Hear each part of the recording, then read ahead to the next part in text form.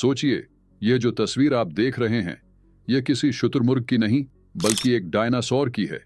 जी हाँ, वही डायनासोर जो आज से करोड़ों साल पहले इस धरती पर राज करते थे। डायनासोर्स ने पृथ्वी पर 16 करोड़ 5 लाख साल तक शासन किया, जबकि इंसान सिर्फ 3 लाख सालों से ही यहां मौजूद हैं। लेकिन फिर करीब 6 करोड़ 6 लाख साल पहले एक भयानक घटना घटी। 10 किलोमीटर चौड़ा एक एस्टेरॉयड पृथ्वी से टकराया और इसी के साथ डायनासोर्स का युग खत्म हो गया। पर रुकिए, कहानी यहीं खत्म नहीं होती। असल में डायनासोर्स तुरंत उस टक्कर से नहीं मरे, वे उस भयंकर टक्कर के बाद भी बचे रहे। तो फिर ऐसा क्या हुआ जिसने उन्हें पूरी तरह से खत्म कर दिया, और आखिर वे कितने दिनों तक जिंदा रहे? आइए इस रहस्य को आज के एपिसोड में जानें। 66 मिलियन साल पहले मेक्सिको के युकाटन प्रायद्वीप के पास एक 10 से 15 किलोमीटर चौड़ा एस्टेरॉयड गिरा। यह टक्कर इतनी विनाशकारी थी कि यह 10 अरब परमाणु बमों के फटने जितनी ऊर्जा छोड़ती है।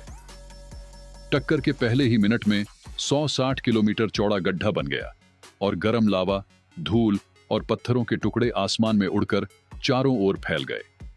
इस टक्कर से जंगलों में आग लग गई और यह आग धीरे धीरे पूरी दुनिया के जंगलों तक फैल गई।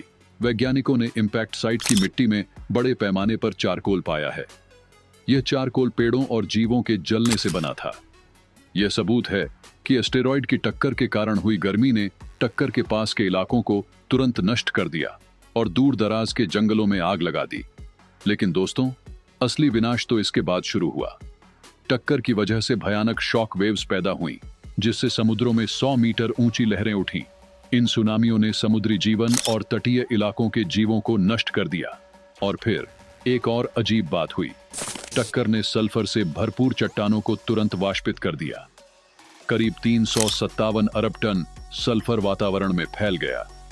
इस सल्फर ने आसमान में एक मोटी परत बना दी, जिसने सूरज की रोशनी को धरती तक पहुंचने से रोक दिया। इसके बाद पृथ्वी ठंडी होने लगी। सूरज की रोशनी के बिना पौधे प्रकाश संश्लेषण नहीं कर पाए और धीरे धीरे मरने लगे। पौधों के खत्म होने के साथ ही शाकाहारी जीवों के पास खाने के लिए कुछ नहीं बचा, और जब शाकाहारी खत्म हो गए तो मांसाहारी जीव भी भूख से मरने लगे। लेकिन कहानी में एक दिलचस्प मोड़ है। जब बड़े डायनासोर्स खत्म हो रहे थे, तब छोटे पंख वाले जीव, जो आज के पक्षियों के पूर्वज थे, बचे रह गए। वैज्ञानिक मानते हैं कि आधुनिक पक्षी उन छोटे थेरोपॉड डायनासोर्स के वंशज हैं, जिनमें टी-रेक्स भी शामिल था।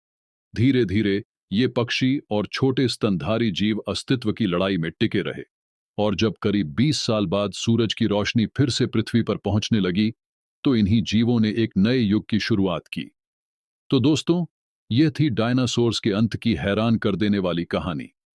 अगर आपको यह वीडियो पसंद आया हो और आप ऐसी और जानकारियां चाहते हैं, तो इसे लाइक करें, अपने दोस्तों के साथ शेयर करें और चैनल को सब्सक्राइब करना न भूलें।